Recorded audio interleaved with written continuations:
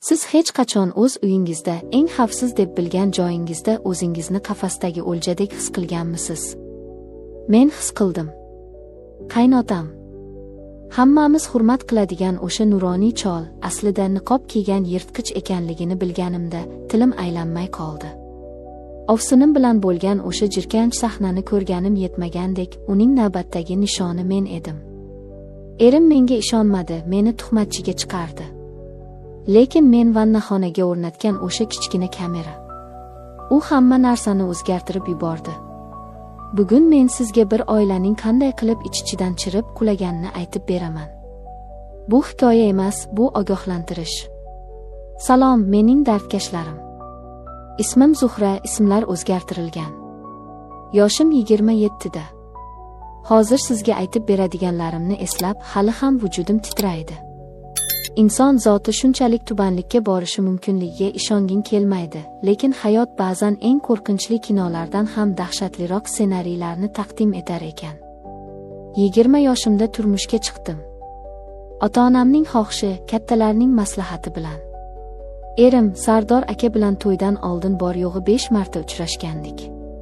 U paytlarda sodda qiz edim, muhabbat to'ydan keyin keladi degan gaplarga chin dildan ishonardim. Qarindoshlarim, tanimagan odaming bilan yashash qiziqroq, bir-biringizni asta-sekin kashf qilasizlar, deyishardi. Afsuski, bu kashfiyot men uchun fojiaga aylanishini bilmasdim. Turmush o'rtog'im yomon inson emasdi. Mehribon, oilaparvar, og'ir bosiq. O'rtamizda yonib kuygan sevgi bo'lmasa ham, chuqur hurmat va iliqlik bor edi. Men shunga ham shukr qilardim. Hamma shunday yashaydi-ku, asosiysi tinchlik deb o'zimni ovutardim. Erimning oilasi katta edi. Qaynotam, qaynonam, erimning akasi, uning xotini, ovsinim Sevara va ularning 2 farzandi, hammamiz bir hovlida, katta qozonda qaynar edik. O'zbekchilikda bu normal holat. Katta oila, fayzli hovli. Men kelin bo'lib tushganimda, o'zimni xuddi yangi, katta va ahil oilaning bir qismidek his qilardim. Qaynotamni o'z otamdek, qaynonamni onamdek ko'rdim. Ovsinim bilan ham opa-singildek bo'lib ketdik deb o'ylardim. Dastlabki 3 oy xuddi ertakdek o'tdi. Lekin ertakning yovuz sahifalari ochilishi oldinda edi. Vaqt o'tishi bilan uyda g'alati narsalarni seza boshladim. Kunduzlari hamma ishda bo'lardi. Erim va qaynog'am, erimning akasi ishga ketishar, bolalar maktabda, qaynonam esa ko'pincha qo'shnilarnikida yoki bozor o'charda bo'lardi. Katta hovlida asosan men, ovsinim Sevara va qaynotam qolardik. Avvaliga e'tibor bermadim. Qaynotam nafaqadagi odam, uyda o'tirishi tabiiy. Lekin ovsinimning xatti-harakatlari o'zgara boshladi. U qaynotam bilan gaplashganda, ko'zlarida qandaydir g'alati o't chaqnardi. Ularning hazillari, bir-biriga qarashlari. Bu shunchaki kelin va qaynota munosabatiga o'xshamasdi. Qaynotamning xonasini har doim ovsinim o'zi yig'ishtirardi. Sen ovora bo'lma, Zuhra, dadamning xarakterlari qiyin, narsalarni joyini o'zgartirsang jahl qiladilar, deb meni u xonaga umuman kiritmasdi. Men buni uning epchilligiga, kattalarga hurmatiga yo'yardim. Sodda ekanman. Kunlardan birida dahshatli voqea sodir bo'ldi. Tush payti edi. Men oshxonada ovqatga unnayotgandim. Qaynonam yo'q edi. Ovsinim dadamning choylarini berib chiqay deb xonalariga kirib ketdi. Oradan ancha vaqt o'tdi. U chiqmadi. Xavotir oldim. Balki biror narsa kerakdir deb sekin yo'lakka chiqdim. Qaynotamning yotoqxonasi eshigi qiya ochiq edi. Men yaqinlashdim. Ichkaridan g'alati ovozlar eshitilardi. Nafas olishlar, shivirlashlar va karavotning g'ichirlashi. Muzlab qoldim.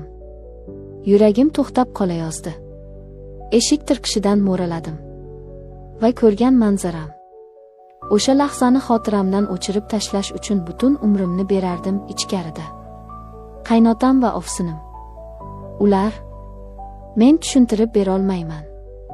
Bu shunchaki xiyonat emasdi. Bu jirkanchlik, haromlik, insoniylikdan chiqish edi. O'z kelini bilan, o'z o'g'lining xotini bilan, Oyoqlarimdan jon ketdi. Baqirib yuborishimga bir bahya qoldi, lekin qo'lim bilan og'zimni mahkam yopdim. Agar hozir bilib qolishsa, meni o'ldirishlari ham mumkin degan dahshatli fikr miyamga urildi.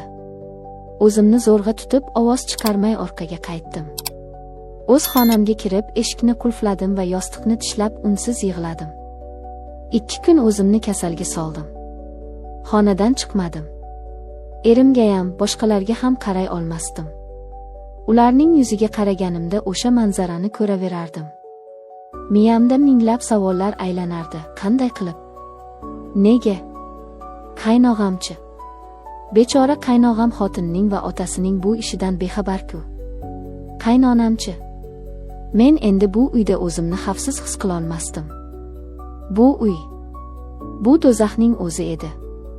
Bu voqeadan so'ng men o'zgarib qoldim. Qo'rqoq, hurkak qushchaga aylandim. Ofsinimning ko'ziga qaray olmasdim, undan jirkanardim. Qaynotamni ko'rsam, etim junjikib ketardi. Kechki ovqat paytida hamma jam bo'lganda, men birinchi bo'lib turib ketardim. Ularning soxta kulgulari, bir-biriga mehribonlik qilishlari. Bu teatrni ko'rishga toqatim yo'q edi. Oradan 1 oy o'tdi. Men bu sirni ichimda saqlashga majbur edim. Chunki kimga aytaman? Kim ishonadi menga? Kelin qaynotasiga tuhmat qilyapti deb meni haydab yuborishlari aniq edi. Lekin baloning ikkinchisi hali oldinda ekan. Ofsinim bilan bo'lgan munosabat qaynotamga kamlik qildi shekilli, yoki u o'zini sulton deb hisoblay boshladimi? Uning nigohlari endi menga qadaldi. Bir kuni vannaxonani tozalayotgandim. Suv shildirab oqayotgandi. To'satdan eshik ochildi. Qaynotam kirdi. Men cho'chib tushdim.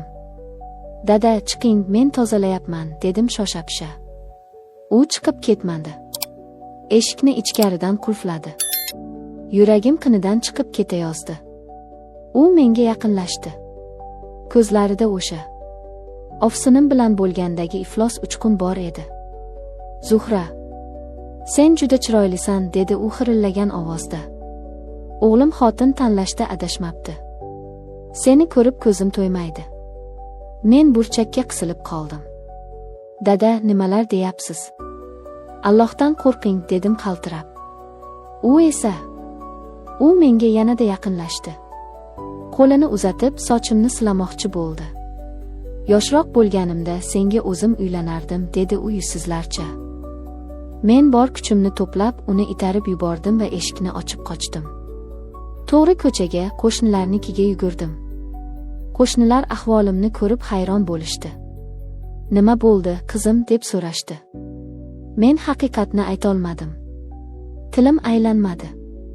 "Hovlida ilon ko'rdim. Qo'rqib ketdim", deb yolg'on gapirdim. Ular meni tinchlantirishdi, choy berishdi. Erim ishdan kelgunicha o'sha yerda o'tirdim. Uyga kirishga qo'rqardim. O'sha uyda yirtqich bor edi. Bu holat bir necha marta takrorlandi. Qaynotam payt poylardi. Men yolg'iz qolganimda, yo'lakda, oshxonada. U meni burchakka taqashga, teginishga urinardi. Men o'zimni juda ojiz, ifloslangan his qilardim. Nafratim kundan kunga kuchayardi. Endi chidab bo'lmasdi. Oxiri tavakkal qildim. Erimga aytishga qaror qildim. Garchi ishonmasligini bilsam ham. Bir oqshom xonamizda yolg'iz qolganimizda Sardor akaning qo'llaridan tutdim. "Sardor aka, sizga bir gap aytishim kerak. Faqat iltimos o'zingizni bosing va menga ishoning", dedim yig'lab. U hayron bo'ldi. Men hammasini, qaynotamning qilgan ishlarini, menga tegajoqlik qilganini aytib berdim. Faqat ovsinim bilan bo'lgan voqeani aytmadim, bunga hali kuchim yetmadi. Erimning yuzi oqardi, keyin qizardi. Ko'zlarida g'azab paydo bo'ldi. Lekin bu g'azab otasiga emas, menga qaratilgan edi. U qo'limni siltab tashladi. "Nima? Sen nimalar deyapsan? Otamga tuhmat qilyapsanmi?" deb baqirdi. "Xudodan qo'rq, Zuhra. Otam namozxon odam. U seni qizidek ko'radi. Sen bizni urushtirmoqchimisan? Oilamni buzmoqchimisan? Men qanchalik yig'lamay, qasam ichmay, u ishonmadi. Meni buzuq xayolli fitnachi deb haqoratladi. Adolatsizlik. Bu eng og'ir narsa ekan. Men jabrlanuvchi edim, lekin aybdorga chiqarildim. Lekin men taslim bo'lmadim. Agar ishonmasangiz, isbotlayman, dedim qat'iy. Vannaxonaga kamera o'rnating. Yashirin kamera. O'z ko'zingiz bilan ko'rasiz. Erim avvaliga ko'nmadi, lekin mening qat'iyatimni ko'rib, shubha paydo bo'ldi shekilli, rozi bo'ldi. Biz yashirincha kichkina kamera o'rnatdik. Kunlar o'tdi. Men yuragimni hovuchlab yashardim. Va o'sha kun keldi. Men ataylab vannaxonaga kirdim, eshikni qiya ochiq qoldirdim va kir yuvishni boshladim. Kamera yozayotgan edi. Kutganimdek, o'ljarni ko'rgan yirtqich paydo bo'ldi. Qaynotam kirdi. U hech narsadan tap tortmay orqamdan kelib menga yopishdi. Qo'llari bilan. Men baqirdim, qarshilik qildim, lekin u baribir hech kimga aytolmaysan, aytganing bilan senga hech kim ishonmaydi, deb kuldi. Bu so'zlar, bu uning hukmi edi. Men u yerdan qochib chiqdim. Kamera esa hamma narsani, uning harakatlarini, so'zlarini, jirkanch basharasini yozib olgan edi. Kechqurun erim keldi. Men yig'lab unga kamerani berdim. Ko'ring. O'z otangizni ko'ring, dedim. Sardor aka videoni qo'ydi. Men uning yuziga qarab turardim. Uning yuzidagi ifoda. Avval ishonchsizlik, keyin shok, keyin dahshat va cheksiz alam. U videoni ko'rib bo'lib telefonni uloqtirib yubordi. Boshi bilan devorga urdi. Yo'q. Yo'q, deb ingradi. U sindi. O'z otasi, o'z qiblagohi deb bilgan insonning asl basharasini ko'rib u sindi. Lekin eng dahshatlisi keyin boshlandi. Erim otasining oldiga kirib ketdi. Uydan baqir-chaqir ovozlari eshitildi. Biroq 2 soatdan keyin Sardor aka xonamizga qaytib kirdi. Uning ko'zlari bo'm-bo'sh edi. U menga qaradi va "Bu sening aybing", dedi u sovuqqonlik bilan. Men qulog'imga ishonmadim. "Nima?" Otam aytdi. "Sen uni yo'ldan urgansan. Sen o'zing unga ko'z suzgansan. G'unajing ko'zini suzmasa, buqa ipini uzmaydi. Otam qari odam, sen uni majburlagansan", dedi u. Qaynotam. U shaytonning o'zi edi. U o'g'lini shunday ishontiribdiki, hatto video ham uning foydasiga xizmat qilibdi. "Kelin ataylab shunday qildi, meni sharmanda qilish uchun", debdi. Men o'sha joyda tushundimki, bu oila chirigan. Bu botqoq. Agar hoziroq ketmasam, men ham shu botqoqqa cho'kib ketaman. Erimning bu gaplari menga qaynotamning qilig'idan ham og'irroq botdi. U meni himoya qilish o'rniga iflos otasini oqladi. "Men ketaman", dedim. "Sizlarga Xudo kifoya qilsin." Narsalarimni yig'ishtirdim. Ota-onamga qo'ng'iroq qildim. Dadam va akalarim yetib kelishdi. Men hamma narsani, videoni ham ko'rsatdim. Dadam videoni ko'rib, qaynotamni o'ldirib qo'yishiga oz qoldi. "Qizimni olib ketaman. Bu uyingga o't tushsin", deb baqirdi dadam. Qaynonam va ovsinim ham chiqishdi. Ular hammasini bilishdi. Ovsinimning rangi oqarib ketgan, u hammasi fosh bo'lishdan qo'rqardi. Biz ajrashdik. Bu jarayon juda og'ir kechdi. Qaynotam va erim meni butun mahallaga buzuq, qaynotasiga osilgan deb yomon otliq qilishdi. Tuhmat toshlari ostida qoldim. Lekin haqiqat egiladi, bukiladi, lekin sinmaydi. Vaqt o'tib, odamlar kimning kimligini tushuna boshlashdi. Ovsinim bilan qaynotamning munosabati ham keyinchalik fosh bo'lib, katta janjal bilan u oila parokanda bo'lib ketdi. Qaynog'am xotinini haydadi, o'g'li otasidan voz kechdi. Men hozir ota-onamning uyidaman. Qandolat fabrikasida ishlayapman. Tinchman. Lekin qalbimda chuqur jarohat bor. Erkaklarga ishonchim so'ngan. Har safar biror erkak menga qarasa, ko'z oldimga qaynotamning o'sha jirkanch nigohi keladi. Qo'rqib ketaman. Turmushga chiqishga shoshilmayapman. Og'zi kuygan qatiqni ham puflab ichadi, deyishadi-ku. Men juda qattiq qo'rqib qolganman. Lekin shuni bildimki, ayol kishi o'zini o'zi himoya qilmasa, hech kim uni himoya qilmas ekan.